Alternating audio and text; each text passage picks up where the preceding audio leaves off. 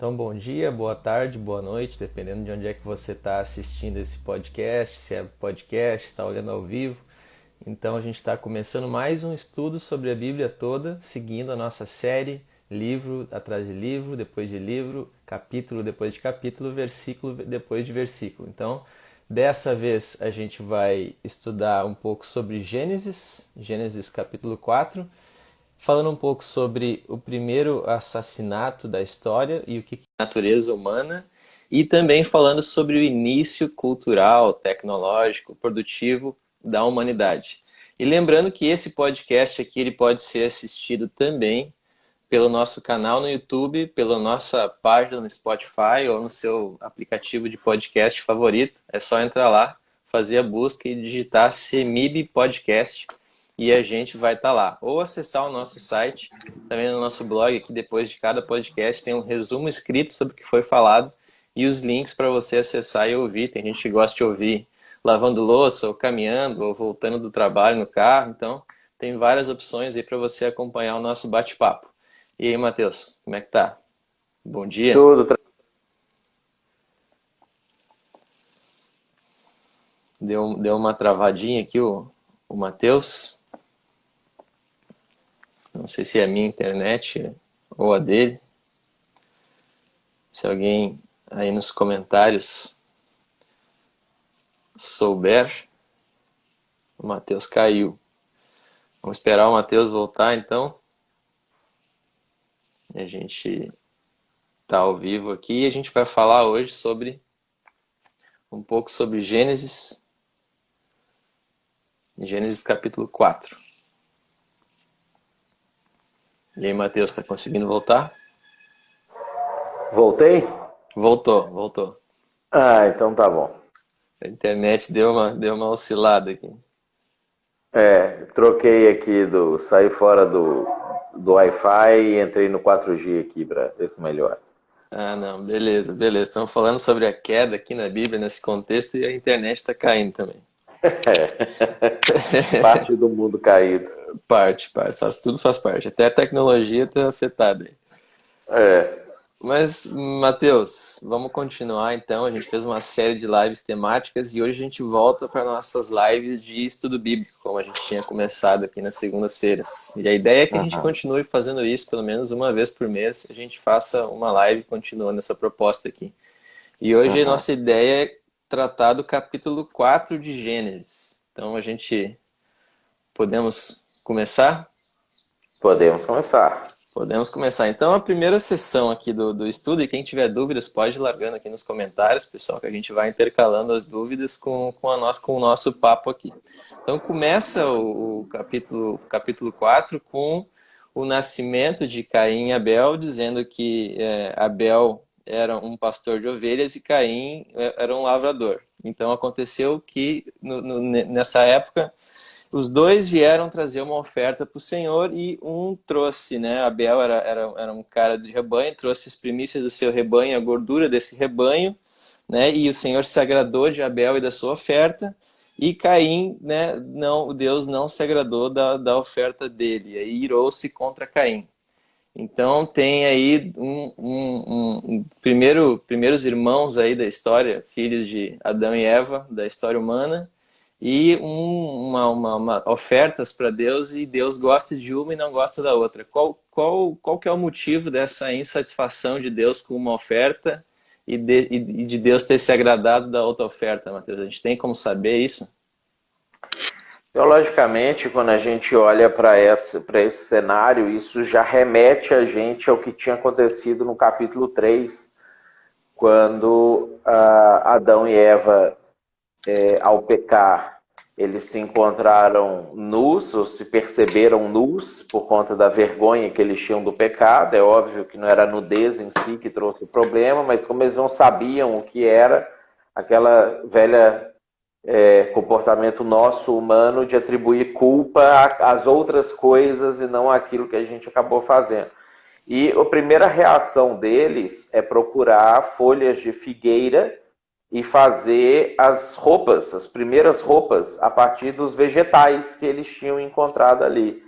E logo que Deus ele dá um jeito na circunstância toda, depois de ter conversado com eles e explicado que vai fazer de uma forma e de outra, Deus ele mata o primeiro animal, faz o primeiro sacrifício e logo em seguida, tá no whey aí, ó, o pessoal tá observando. Gente saudável é outra coisa, né? Nem vou trazer a minha Coca-Cola aqui para não assustar o pessoal. O café acabou hoje antes de começar a live mesmo. Entendi. Senão o contraste vai ficar muito grande. Né? É por isso que você ocupa um espaço menor da tela do que eu. Né? Então, assim, quando Deus ele resolve aí o problema de Adão e Eva, ele mata um animal e faz roupas de peles para ele, para cobrir a nudez. É óbvio que isso tem todo um simbolismo por trás disso, para mostrar a insuficiência das obras humanas em relação a aquilo que Deus vai fazer, né? E Deus ele estabelece como que é. Não, se você cometeu um pecado, morte precisa acontecer, porque o salário do pecado é a morte. Então, quando a gente tem esse segundo cenário de Abel e Caim oferecendo as suas ofertas, a gente percebe assim, Caim oferece daquilo que ele produz, por ser aquilo que ele produz. Por outro lado, Abel produzia ovelhas, e era pastor de ovelhas, porque ele construía isso, ou ele vivia isso para oferecer a Deus, já que naquela época eles não comiam carne, né? Diferente do que a gente pode fazer lá no Província de Salerno, que é comer um capreto à la cacciatora, que é o cabrito, um dos melhores pratos que eles têm lá. Marcelo tá na live aí também. Então, assim, eles não comiam carne naquela época. Então, quando o Abel ele é pastor de ovelhas, ele criava ovelhas para sacrifícios para Deus. Esse era o objetivo do que eles faziam com a criação dos animais. Então, quando Caim oferece frutas, além dele estar indo contra aquilo que Deus já tinha determinado no capítulo 3, como sendo a maneira de você oferecer a oferta pelo pecado, né? Além dele estar indo contra isso, ele estava tentando, pelas obras dele, alcançar o favor de Deus ou a salvação, vamos dizer assim. Que é uma matéria que vai ser repetida na Bíblia diversas vezes, até o Novo Testamento, a exaustão de que pelas obras nossas a gente não consegue fazer nada, nós dependemos inteiramente da graça de Deus. O animal, o sacrifício do animal, já simbolizava que um dia Deus vai enviar o Cordeiro de Deus que tira o pecado do mundo, que vai ser Jesus. Isso está simbolizado lá desde o início. Então, Caim está tentando fazer por sua própria conta, Abel está fazendo do jeito que Deus tinha ensinado, orientado para se fazer. Né? Então, obviamente, Deus aceita uma oferta e rejeita outra oferta, e mais, aceita uma pessoa e rejeita a outra pessoa, porque não é só a oferta que é ruim, a disposição do Caim é ruim também em fazer aquilo ali. O coração. Então, Mateus, em resumo, o fato de Abel estar cultivando, né, trabalhando com animais, numa época em que o ser humano não estava comendo carne, mostra que ele estava fazendo isso com finalidade espiritual e não com uma finalidade para alimentação, por exemplo, como cultivar, né, vegetais, que nem o Caim fazia. Exatamente. O Caim, ele simboliza ali naquela ação o trabalho humano secular, vamos dizer assim, do dia a dia, né? De subsistência básica. Subsistência e tudo. E que era importante. Acho que deu uma travada. Tá me ouvindo legal? Agora voltou. Tá. O Abel dependia do irmão dele para comer, para se alimentar e fazer as coisas em geral.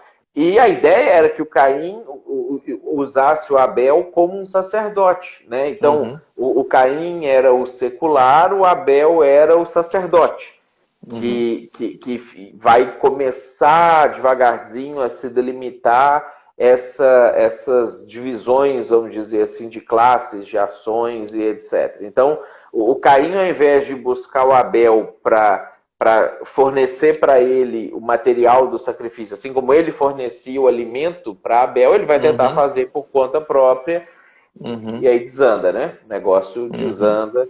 Obviamente que o problema já é anterior a isso, mas aí isso é a concretização do problema. O problema já estava no coração, mas essas ações que trouxeram à tona esse problema que já existia. Mas isso é bastante Exatamente. interessante, Matheus, porque eu já ouvi várias aulas, várias pessoas, vários teólogos com diversas teorias sobre qual foi o problema com a oferta de cada um. E essa é uma teoria que faz bastante sentido para fazer o texto, para poder entender esse texto. Então, né, Caim, o problema de Caim foi ter tentado buscar Deus nos seus próprios termos e não nos termos que Deus estabeleceu, que seria através de uma oferta de carne de animal que Abel teria que prover, porque ele era o cara que estava cuidando dessa parte, digamos assim. Então isso faz todo sentido. Então Deus, né, ele rejeita a oferta de Caim, não se agradou de Caim, da atitude de Caim, irou-se sobremaneira, né, e aqui diz que Caim, né, ele descaiu-lhe o semblante. Então ele ficou de cara fechada, se emburrou com Deus, porque Deus rejeitou a oferta dele. E aí tem aquela cena que Deus chega para conversar com Caim, porque andas irado e porque descaiu o teu semblante, né? Então, se procederes bem, não é certo que serás aceito. Então, e aí ele continua a conversa. Se todavia, Deus falando para Caim, procederes mal, eis que o pecado jaz à porta, né? E o seu desejo será contra ti, mas a ti cumpre dominá-lo. Então parece que Deus aqui está ciente de que tem uma coisa ruim, um sentimento ruim no coração de Caim, que isso pode virar um pecado, né? Uma coisa mais séria, e Deus está aconselhando aqui, trazendo para a consciência de Caim que ele tenha o poder de tomar controle dessa situação e, digamos, controlar essa tentação antes que ela dê luz a um pecado maior. Então, é isso que está acontecendo aqui, de fato? Que tipo de insight isso poderia trazer para a nossa vida espiritual cotidiana, se existe algum?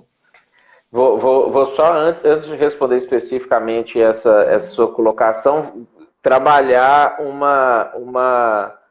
uma questão do cenário, que é a questão da leitura bíblica, né? Que às vezes a gente perde um pouco na nossa leitura bíblica algumas dimensões.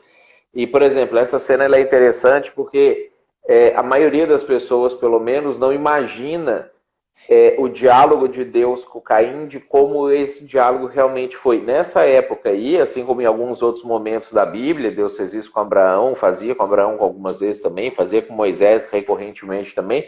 O próprio Deus está aparecendo para eles assim, tipo, como se fosse uma pessoa. Ele não está falando isso lá do céu, não é uma luz, uma fumaça, um negócio. É aquela situação assim, Deus vai lá, vê as ofertas, aí ele dá uma olhada. Ah, deixa eu ver aqui o que você ofereceu, Abel. Ah, muito bom, gostoso, bem feitinho, não sei o que, bacana, ó, aprovei, eu te abençoe, não sei o que. Aí depois ele vai lá no Caim e olha e fala assim, Caim, isso aqui ficou ruim, cara, não ficou bom, não gostei disso aqui, não é o que eu propus, vocês estão fazendo um negócio todo errado e tudo. Não é uma coisa assim, metafórica, não sei o que. Era uma coisa muito mais pessoal, porque às vezes a gente tenta perceber essas histórias como essa, por exemplo, da maneira como a gente interage com Deus hoje, né? E não era, a interação ela era muito mais pessoal, muito mais próxima. E aí quando o Caim emburra, né, quando descai o semblante, Deus está ali olhando para ele daquele jeito. Então, a expectativa de Deus é que ele fale assim, Caim, ficou ruim esse negócio aí, não ficou legal, eu acho que a gente precisa dar uma melhorada, você precisa mudar esse seu comportamento, não gostei da oferta, nem do seu comportamento, etc. Aí ele fecha a cara e Deus fala assim, mas que isso, cara? Por que você tá desse jeito? Né? Por que você fechou a cara? Por que você agora ficou emburrado? É uma coisa nesse sentido. E aí Deus, então, fala isso que você leu, né? Se você proceder bem, você vai ser aceito. Se você fizer as coisas direito, se você se comportar direito, se você fizer o que eu mandei, eu vou te aceitar. Eu não estou sem razão, não aceitando isso que você está fazendo. Tem um motivo. Então muda que eu vou te aceitar. Agora, se você fizer errado, cara, o pecado está aí. E ele vai te assediar. A ideia no hebraico dessa passagem é como se fosse um leão à espreita para poder agarrar. Por isso que lá no Novo Testamento essa figura vai ser retomada, falando que o diabo anda ao derredor como um leão que ruge procurando alguém para tragar. Ele toma essa imagem desse texto, desse momento aqui, né? Então tem uma ligação direta com o texto que a gente conhece, mas não percebe a clareza dele. Não sabia, estava submersa essa relação para mim. Ela fica submersa por conta da tradução. A tradução ela dá uma tampada para nós.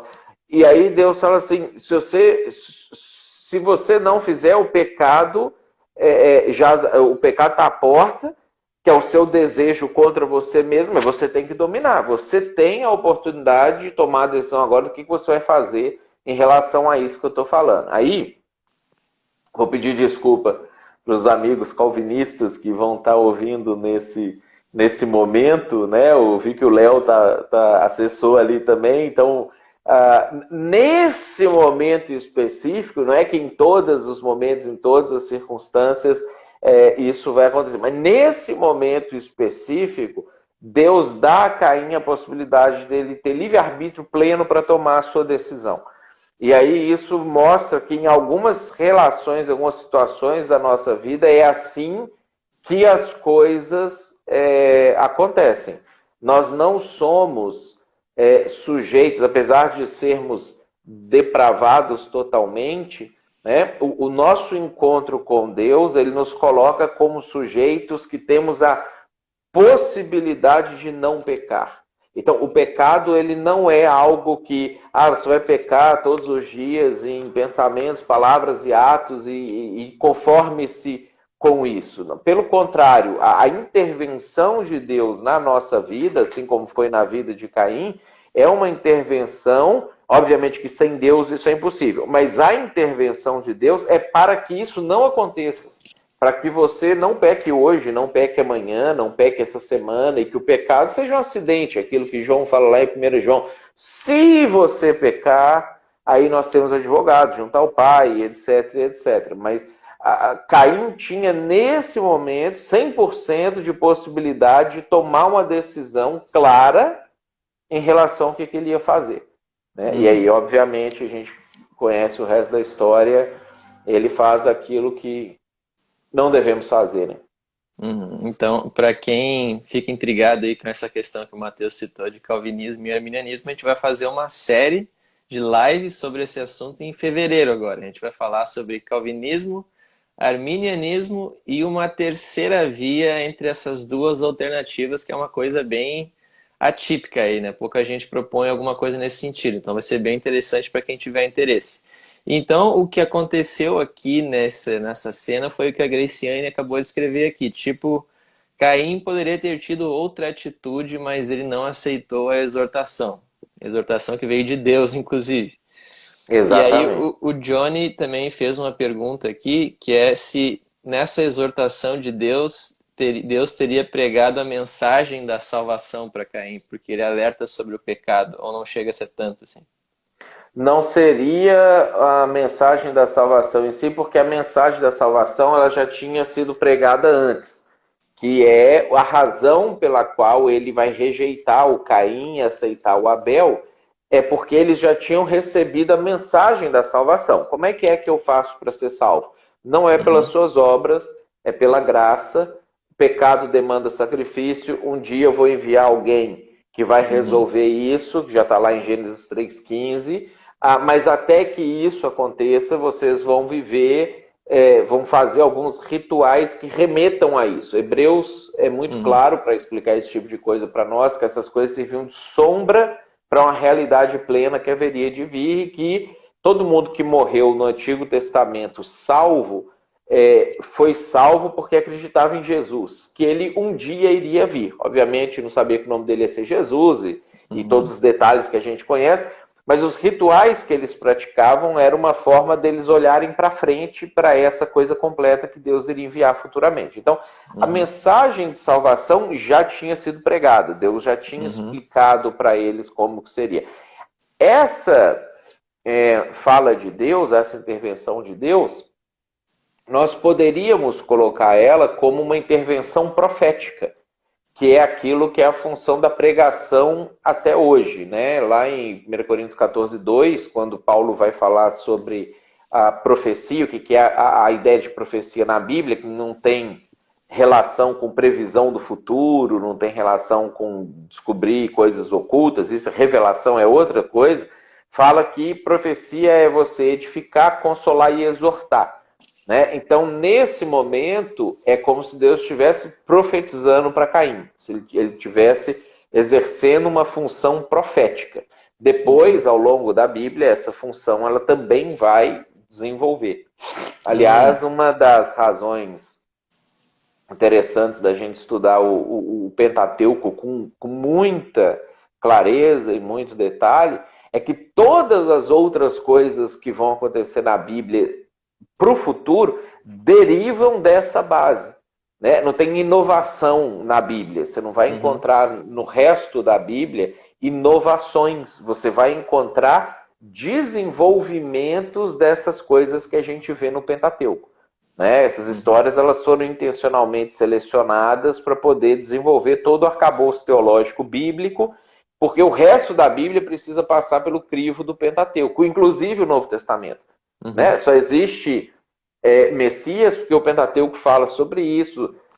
A gente só consegue validar o ministério de Jesus porque o Pentateuco fala como deveria ser o ministério do Messias. Então todas as coisas derivam do Pentateuco.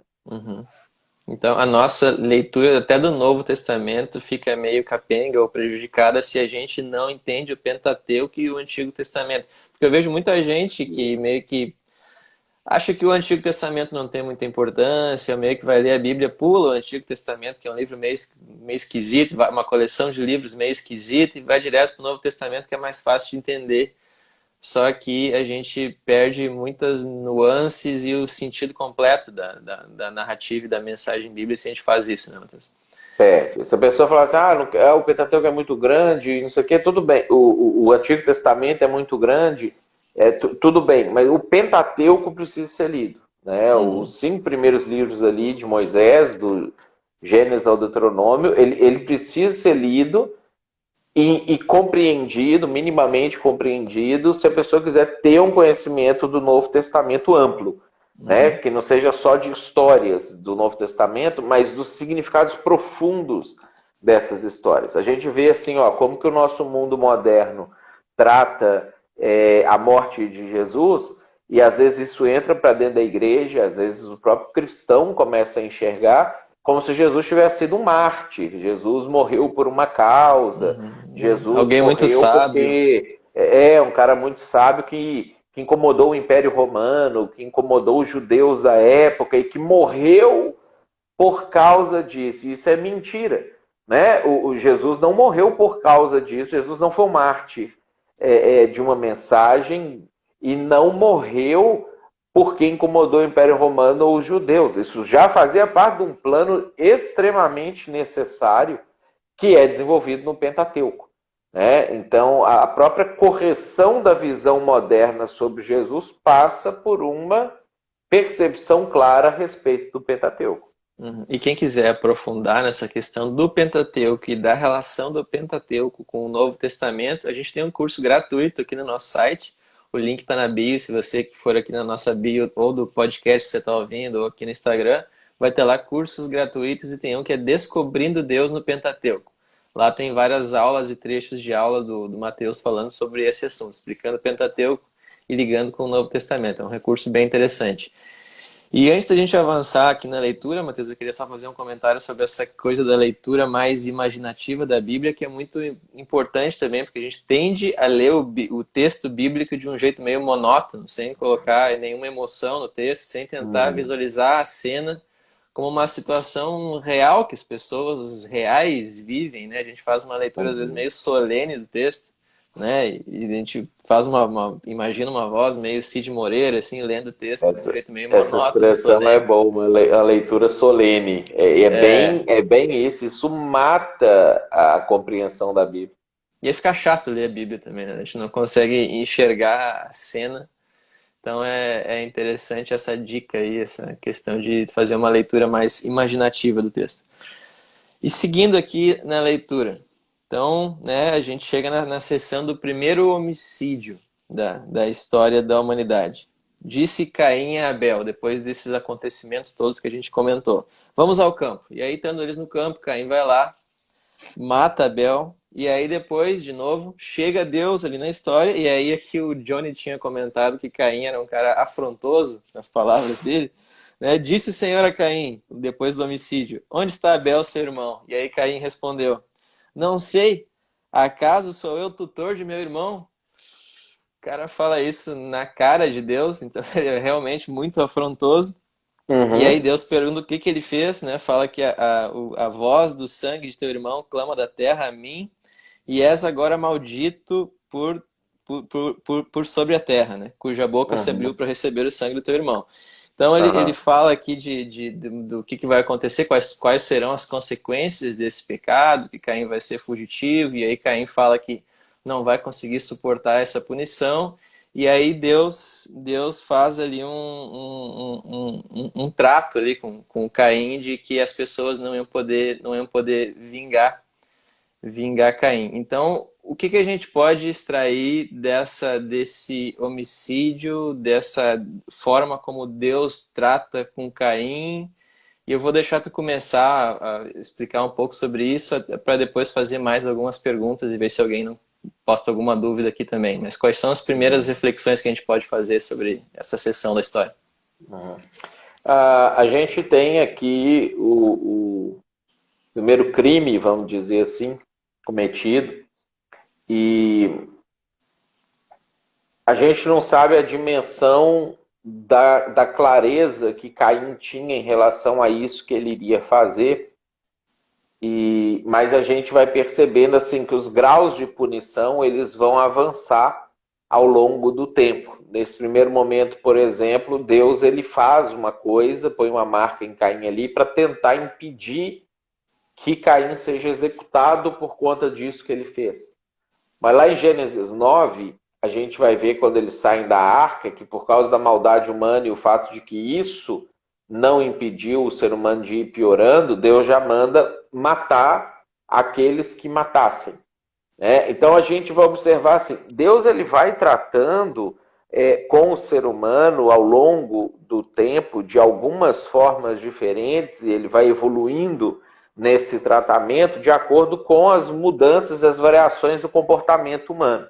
Sempre, e é engraçado a gente pensar isso, porque assim, mas Deus não conhecia o ser humano, e Deus não sabia do futuro, e Deus não sabia como que as pessoas iam ser, e não sabia que talvez isso não ia funcionar, ele sabia dessas coisas todas, só que ele trata com a gente no nosso tempo, do jeito que a gente é.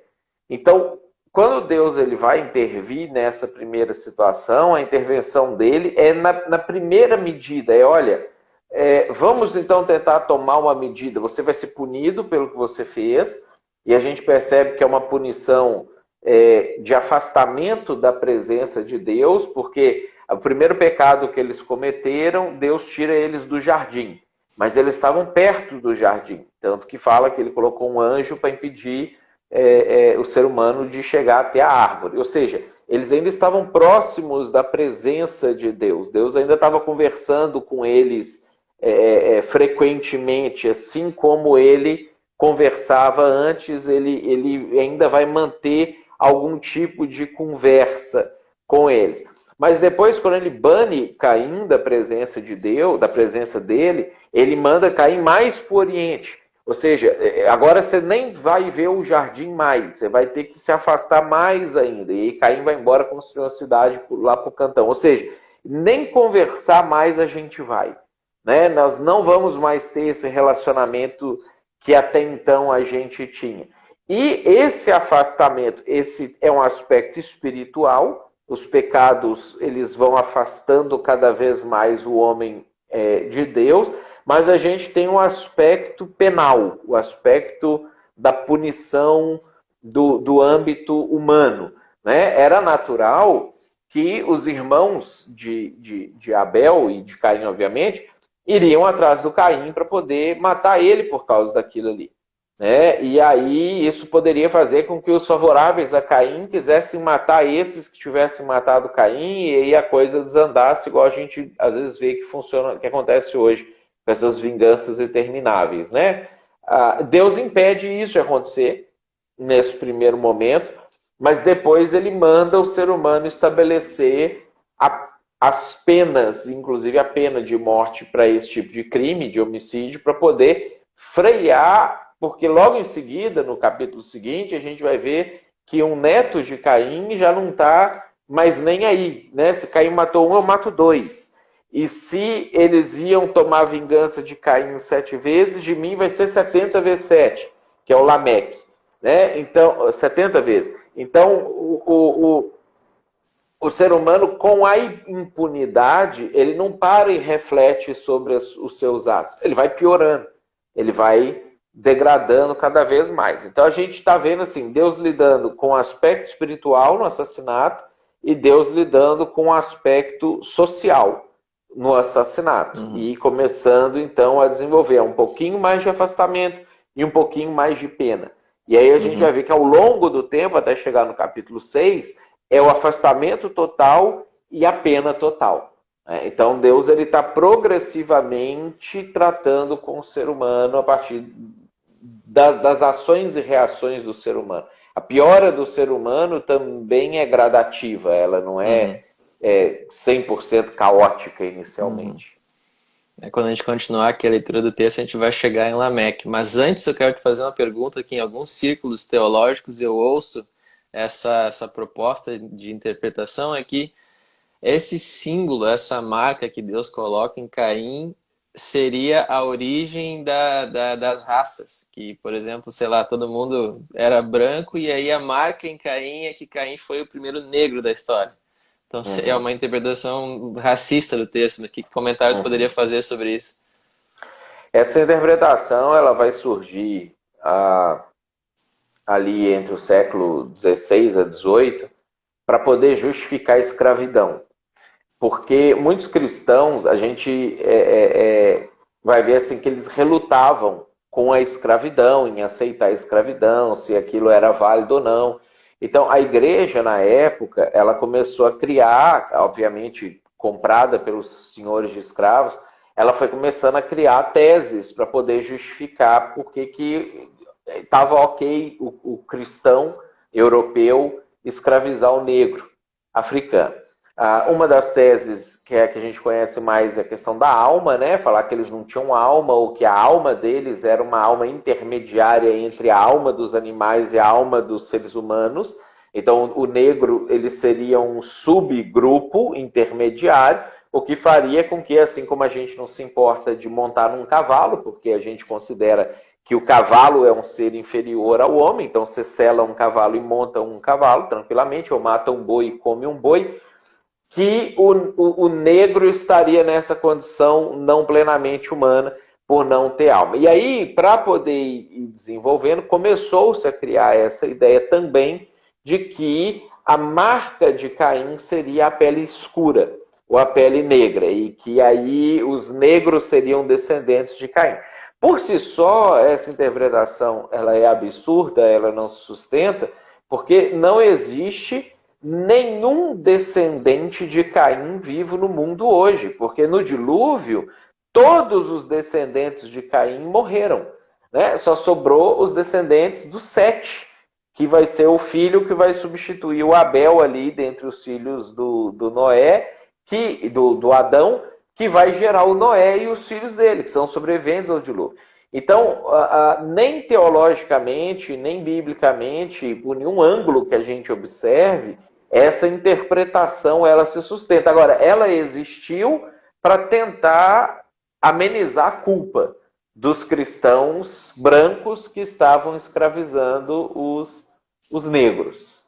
Mas e daí ficou meio que no imaginário popular essa crendice ela acabou não sumindo, infelizmente, do imaginário popular. Mas ela não tem base nenhuma para a gente É, poder trabalhar. é bastante forçada essa interpretação, realmente. Então, a pergunta que a Graciane fez, eu acho que a gente já respondeu com a tua fala, que ela, então, por que Deus fez esse trato com Caim? E a gente tem uma pergunta aqui do Olecran Alves, do usuário, né, que fez uma pergunta sobre o começo da invocação do nome do Senhor, que a gente vai falar daqui a pouco, agora nessa próxima sessão. Então, a gente passa desse primeiro homicídio e desse trato aí que Deus fez, essa solução que Deus encontrou para aquela situação, e chega agora no versículo 16, até o final do capítulo, que trata da multiplicação, né? Fala aqui de algum fulano que gerou ciclano e alguns desenvolvimentos que aconteceram. Então, a Bíblia nos conta aqui do primeiro desenvolvimento mais cultural, com o Jubal, que produzia música, tocava harpa ali, produzia alguma coisa, talvez criou os primeiros instrumentos. A gente também vê o primeiro desenvolvimento de meios de produção e ferramentas, com Tubal-Caim, que trabalhava ali com alguns metais. E aí a gente tem o desenvolvimento da bandidagem também, com o Lameque, que é o cara que tu acabou de citar, que falou que ia superar Caim ali na maldade. E a gente tem também, bem no final do capítulo, o começo, né, a última frase aqui do capítulo, e com Sete nasceu-lhe um filho, qual pôs o nome Enos, e daí se começou a invocar o nome do Senhor. Então começa essa invocação do nome do Senhor. Então tem pelo menos quatro itens aqui que eu citei sobre esse começo aqui do desenvolvimento da humanidade. Né? Então, tu tem algum comentário, alguma reflexão para fazer sobre isso, antes de a gente começar a entrar em mais detalhes?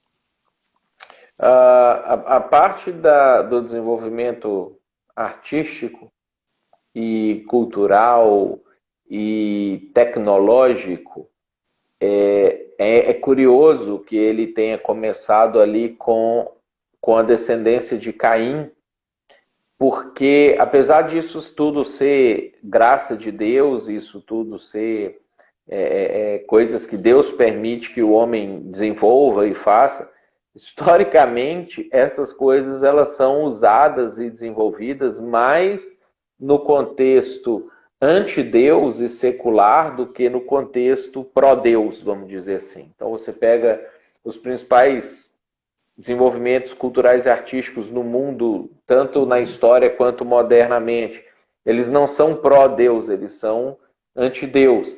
Né? Você pega a tecnologia, o desenvolvimento tecnológico humano, normalmente ele não traz glória a Deus, ele traz glória ao homem e ao desenvolvimento humanista e ao materialismo e a coisas nesse sentido. Então, é interessante que é uma coisa sintomática que já começa, né, nesse iniciozinho da história humana, no mundo pré-diluviano, e ela segue até hoje. Esse padrão de comportamento segue até hoje. Então, eu acho que isso é uma das coisas que a gente precisa redimir com o Evangelho. Né? Por outro lado, você vai ter, respondendo a pergunta você citou o nome dele ali, do usuário, mas acho que é o nome mais complexo. Olecran Alves é o usuário. Olecran, que é a questão do Enos. O que aconteceu? Então, vamos retomar um pouquinho antes aqui. Deus, ele batia papo com o pessoal naquele primeiro momento e ele vinha, quando eles faziam o sacrifício, Deus vinha ver aquilo que eles tinham feito. Vinha ver, o sacrifício de Abel, beleza, gostei, tá maravilhoso. O sacrifício de Caim, você fez bobagem aí, não gostei, repete, faz de novo, vamos fazer bem. Quando há esse rompimento do Caim e do Abel ali, a morte do Abel, o Abel, obviamente, não vai invocar o nome do Senhor, mas o Caim vai embora.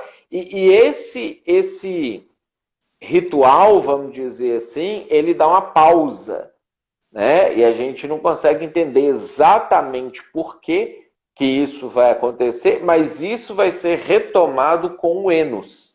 Então, a gente tem um lapso desse comportamento de se invocar a Deus com sacrifícios e trabalhar dessa maneira, Depois isso passa a ser retomado e a gente vê que isso passa de geração em geração, porque é a primeira atitude de Noé quando ele sai da arca, né? E Noé é o 10º dali depois do Adão, então ele é o 10, 9, oitavo depois do Enos. Então você vai ver que essas coisas estão passando de geração em geração a partir do Enos e chega até o, o Noé, o próprio Noé, né? Então aí retoma-se a invocação ao nome do Senhor, isso vai ser preservado por uma família.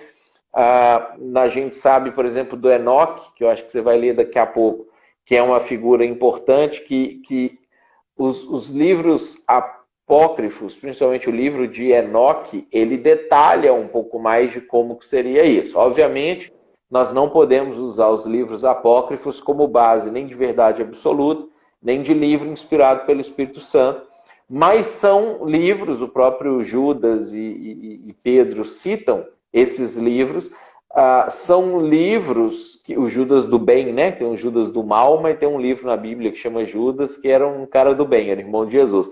Que eles usam esse livro como base para a sua teologia, para desenvolver alguns pensamentos, algumas ideias. Então mostra que eles buscavam nessa fonte também compreensão de coisas que estavam acontecendo naquele momento, naquela época da história humana, né? Ou da pré-história, vamos dizer assim, humana, quando a gente ainda não tinha fontes seculares escrevendo ou desenvolvendo produção histórica, mas a Bíblia já vai explicar como que as coisas funcionavam. E o que o livro de Enoque descreve sobre esses primeiros rituais, invocação a Deus? Ele detalha algumas coisas, como que eram sacrifícios, como é que eles faziam para construir os altares, para poder sacrificar os animais, ao passo de que os descendentes de Caim estavam comendo os animais. Então tinha uma situação de uma dessacralização, de que os animais deveriam ser para Deus, o ser humano estava se apropriando deles indevidamente. Porque a gente tem que lembrar que nessa época não podia comer carne, né? Então Deus só vai liberar, e aí é interessante que quando Deus libera lá no Noé, essa é uma das razões que o pessoal às vezes não entende porque proíbe comer sangue, né? Quando Deus libera para o Noé e fala assim, olha, você vai poder comer carne, mas não com sangue, o sangue você precisa entregar ele a mim, é porque os animais continuam sendo de Deus, eles não são dados ao homem, eles são uma concessão de Deus de falar assim, ok, pode comer os meus animais, mas sempre que você os comer, você precisa lembrar que eles são meus e por isso você não vai comer o sangue, para que você lembre que é eu que estou permitindo você fazer isso, que eu que estou permitindo você se alimentar dessa forma. Então, tudo isso está vinculado com esse sagrado, essa sacralidade da vida, dos próprios animais, daquelas coisas que Deus criou, para que ele criou, de que forma que deveriam ser utilizados. Excelente. Mateus, se tu não tiver nenhum outro comentário sobre o capítulo 4, a gente poderia avançar para as genealogias aqui do capítulo 5 para a gente preparar para uma próxima live e já entrar direto no capítulo 6, que tem bastante coisa interessante para discutir ali, a questão dos anjos, a questão talvez se os anjos dormiram com as mulheres humanas e gerou uma raça intermediária híbrida. Os Nefilim, essa questão é polêmica. Hércules. Então, isso. Então rende um bom papo. A gente poderia matar o capítulo 5 agora para já na próxima entrar no 6 direto. Tamo junto aí. Então, pulando agora, capítulo 5, então, né, Descendentes de Adão. Então, esse é o livro da genealogia de Adão. Então, né, ele faz aqui um apanhado de o fulano gerou ciclano, que viveu tantos anos, que gerou Beltrano e assim vai. E aí eu não sei o que é interessante de destacar aqui dessas listas aqui de descendências. Eu sei que tem a questão do Enoque, que andou com Deus e depois já não se viu mais porque Deus o levou. Então, e tem a questão, claro, das idades, os caras viviam bastante tempo, mas o que a gente pode destacar aqui do capítulo 5 que seria interessante? Eu acho que O Enoque, ele é uma figura interessante porque, embora o livro dele não é um livro sagrado, a gente não tem ele canônico, né? Não é um livro que a gente utiliza até hoje, ele foi a primeira Bíblia que o mundo conheceu, né? Então a gente sabe que ele realmente escreveu alguma coisa, porque Judas vai falar sobre, foi deles que Enoque profetizou, o sétimo depois de Adão, dizendo, veio o Senhor com as suas miríades, entre as suas miríades, etc. Porque quando o povo estava se afastando de Deus, ele estava exortando o povo a que não fizesse isso, a que se arrependesse, a que voltasse, a que se convertesse normalmente ao Senhor, porque diferente da ideia que às vezes a gente tem por causa da genealogia, que às vezes a leitura corrida atrapalha a gente de perceber a coisa, não existia uma linhagem de Caim pecaminosa e uma linhagem de Sete pura, né? Existia um nicho da família de Sete pura, porque todos os outros descendentes de Sete, que ele tinha, todos eles tinham filhos e filhas, filhos e filhas, filhos e filhas, os netos, bisnetos, tataranetos, etc., eles também estavam se afastando de Deus, eles também estavam rejeitando a Deus. Então, não é que só os cainitas eram ruins, os setitas eram ruins também, você tinha toda uma galera pecando e se afastando de Deus. Então, o Enoque, ele é o primeiro pregador de justiça, vamos dizer assim, ele é o primeiro que vai fazer uma intervenção um pouco mais direta em relação ao comportamento das pessoas, e é o primeiro a escrever um livro que serviu de Bíblia para as pessoas em uma determinada fase da história humana, aonde ele colocou o que Deus gostava, o que Deus não gostava, o que ele queria para as pessoas naquela época, como que funcionava a questão de salvação, de céu e inferno, de todas essas questões. Ele vai ser desenvolvido ali já no livro de Enoque, e eles já sabiam dessas coisas. Então, não é que assim, Moisés escreveu a Bíblia há 1500 anos antes de Cristo, e aí até então como é que as pessoas sabiam as coisas ou não sabiam as coisas? Já existiam escritos, manuscritos, já existiam informações a respeito disso, e Enoque é um dos primeiros, se não o primeiro, responsável por codificar e organizar esse Deus, né? O que Deus queria, o que ele pensava e etc. Então, acho que isso é uma das coisas que vale a pena ressaltar. Isso é interessante. E a gente, acho que também é importante dar algum esclarecimento de que hoje, se tu for procurar na Amazon, na internet, tu vai achar PDFs ou para vender o livro de Enoque ali, ou sei lá quantos livros escritos que reúnem ali para dizer que é o livro de Enoque. Então, apesar de ter existido um corpo de escritos que foi de Enoque, que Judas tinha algum acesso e citou, e que isso serviu para o povo da época, os escritos que a gente tem hoje sofreram interpolações, né? Não são aquele mesmo preservado manuscrito que Enoque escreveu na época, como a gente sabe que o Pentateuco é de fato o livro que Moisés escreveu. O mesmo não acontece com Enoque, né? O livro de Enoque.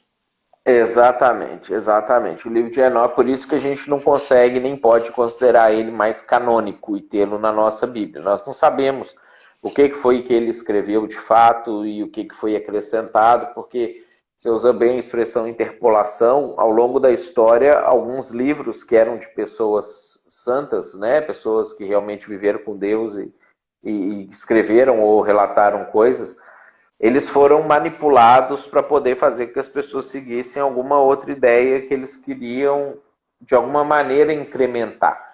Então, e é interessante porque assim, essa é uma acusação que a Bíblia sofre, né? As pessoas falam assim, não, foi escrito por homens e tem acréscimo, foi mudado, a Igreja Católica mudou, não sei o quê, e justamente não, isso não aconteceu, né? Os poucos livros que isso aconteceu foram removidos do cânon, ou não ingressaram no cânon. Um dos critérios para um livro ser considerado parte da Bíblia é a certeza absoluta que aqueles livros não sofreram nenhum tipo de alteração ou intervenção ou nada nessas categorias. O de Enoque sofreu, nós não conseguimos separar com clareza o que é dele e o que foram acréscimos feitos ao longo da história. A gente sabe assim, não foram muitos acréscimos, porque você vai ter os pergaminhos antigos preservados com um texto mais ou menos parecido.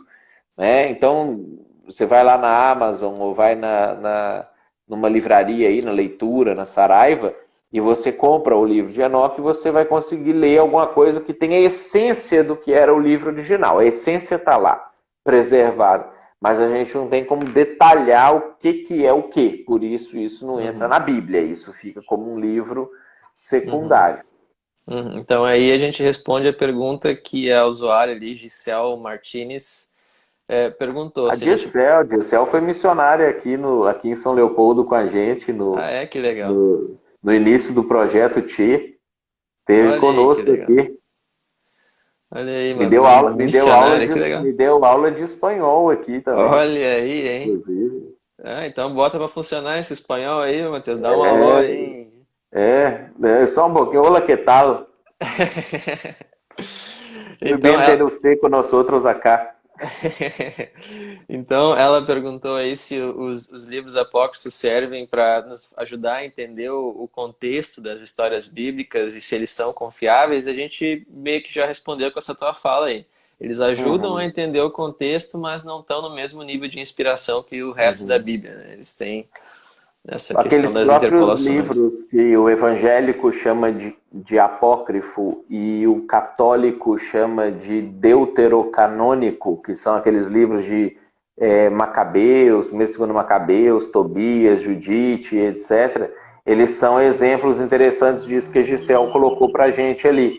Eles são livros que nos dão um bom pano de fundo, um contexto histórico importante, ajuda a gente a entender uma série de coisas de por que no Novo Testamento estavam acontecendo aqui. Por exemplo, você termina o Antigo Testamento e Esdras e Neemias estão ali restaurando o templo, restaurando o judaísmo, restaurando Jerusalém, etc.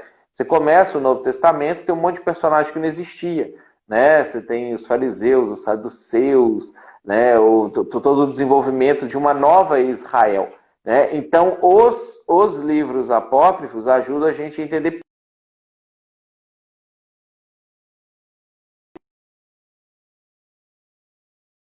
Então, o livro apócrifo ele é importante nessa construção do contexto e do pano de fundo. Não pode ser utilizado para a gente fazer doutrina e falar, não, isso aqui é palavra de Deus. Porque não é Uhum. palavra de Deus inspirado pelo Espírito Santo nesse nível. Mas são livros importantes que contam histórias importantes para a gente conseguir entender as histórias que são inspiradas por Deus de maneira mais clara. Uhum. Então, uma dica interessante aí para quem quiser aprofundar e ter um contexto mais amplo aí para entender as histórias bíblicas. Então, aqui voltando para o capítulo 5, essa lista de descendências termina ali com Noé e os seus filhos, né? E aí esse é o pano de fundo para a história que a gente vai continuar em Gênesis 6. Mas antes de a gente encerrar, Mateus, só para dar uma ideia, assim, nessa época aqui, que chegou em Noé, como é que era o mundo, assim, como é que a gente pode, o que que a gente pode reconstruir? Quantas pessoas mais ou menos tinham na Terra nessa época e onde é que elas estavam mais ou menos até onde elas tinham se espalhado ali no Mediterrâneo? Como é que só uma pintura geral para a gente acabar antes de depois retomar em Gênesis 6. Assim, ó, quando a gente faz a contagem, a gente vê ali que nas genealogias nós temos 10 gerações, pelo menos, chegando até Noé. Os teólogos, eles discutem, principalmente dessa área de história e de arqueologia bíblica, eles discutem se essas 10 gerações, elas são gerações literais umas após as outras. Porque o que era comum, né, nos registros genealógicos, de genealogias, era que você colocasse as pessoas mais importantes e não necessariamente todas as pessoas. Tá?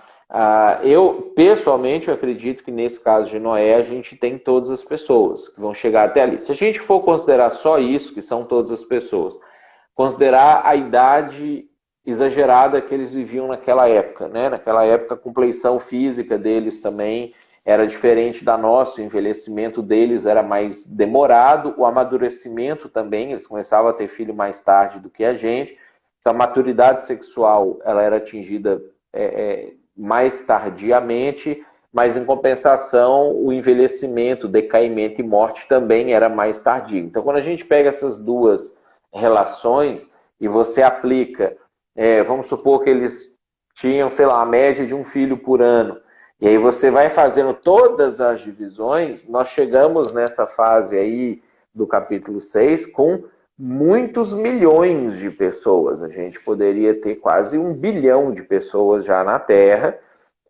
considerando que eles fossem todos férteis, eles tivessem todos uma média de um filho por ano, vamos pegar ali numa fase de 100 anos depois de nascer e 100 anos antes de morrer. Né? Então, fazendo esse tipo de cálculo, esse tipo de análise, a gente chegaria nessa quantidade de pessoas que existia na região, principalmente da Mesopotâmia.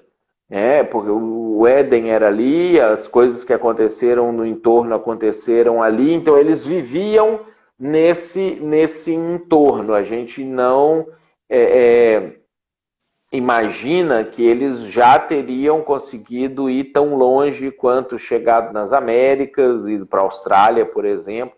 Eles estavam vivendo naquele contexto ali, embora não é impossível, né? Porque eles tinham muito tempo e muita tecnologia acumulada para poder fazer esses tipos de migrações, e o ser humano é muito migrador, né? Então não é impossível, mas a gente imagina, deduz que não, que eles ainda estavam meio que concentrados ali, já que eles ainda falavam um idioma único, eles conseguiam se comunicar de uma maneira mais eficaz do que nós nos comunicamos hoje, ou pelo menos até então. Hoje já superamos essa questão, e então a gente pode considerar assim que tinha uma China, talvez menos do que a China, metade de uma China ou metade de uma Índia vivendo já naquela região de população, e eles se aglomerando ali naquele entorno. Não, esse é um bom pano de fundo. A gente então encerra o capítulo 4 e 5 de Gênesis. A gente retoma na próxima live que a gente vai tratar de estudos bíblicos no capítulo 6, falando dessas questões polêmicas aí dos anjos, dessa raça híbrida com os homens, e o pessoal tem bastante dúvida sobre isso. E eu quero te agradecer, Matheus, se não tiver nenhum outro comentário final para fazer antes da gente encerrar, pela tua disponibilidade, por esse estudo aí que foi bem bacana. O pessoal curtiu bastante aqui pelos comentários também. E deixar um recado final, que é dia 22 de fevereiro começa a próxima turma do CEMIB Sul EAD. Então não importa que o lugar que você esteja aí morando no Brasil, o Ruber aí embaixo é nosso aluno, tá? Comentando aqui na live. Então a gente vai começar uma próxima turma, nossas aulas são ao vivo. Quem quiser aqui discutir com o Matheus e com nossos professores essas questões mais a fundo, né, vai ter a oportunidade de fazer isso, né? Então as aulas ao vivo, depois pode assistir a gravação. A gente trata de várias matérias, tanto de teologia bíblica, estudando do Antigo ao Novo Testamento, quanto teologia sistemática, escatologia, fim dos tempos, apologética, liderança, aconselhamento cristão. Todas as áreas que são necessárias para você se tornar um cristão e um líder mais competente e servir melhor, tanto a missão quanto, né, a igreja de Deus aqui, a sua igreja local, né, o reino de Deus, ajudar o reino de Deus aqui a avançar na terra. Então, todas as ferramentas estão aí nesse seminário. Fica a dica, o link está aqui na descrição ou do podcast que você está ouvindo, ou aqui na bio do Instagram. Então, Matheus, a próxima... A Graciane perguntou da próxima live, né? As lives são toda segunda-feira às 11h45. Então, não precisa ter dúvida, é só entrar, abrir o Instagram aqui do CEMIB Sul na segunda-feira, umas 11h45, vai estar começando a live. Então, a gente sempre faz no final de semana anterior o post sobre qual vai ser o assunto da live. Então, a gente trata de umas lives mais temáticas, essas lives aqui de estudando a Bíblia na sequência. A gente vai fazer sobre calvinismo, talvez a gente vai fazer lives estudando algum livro específico que seja interessante.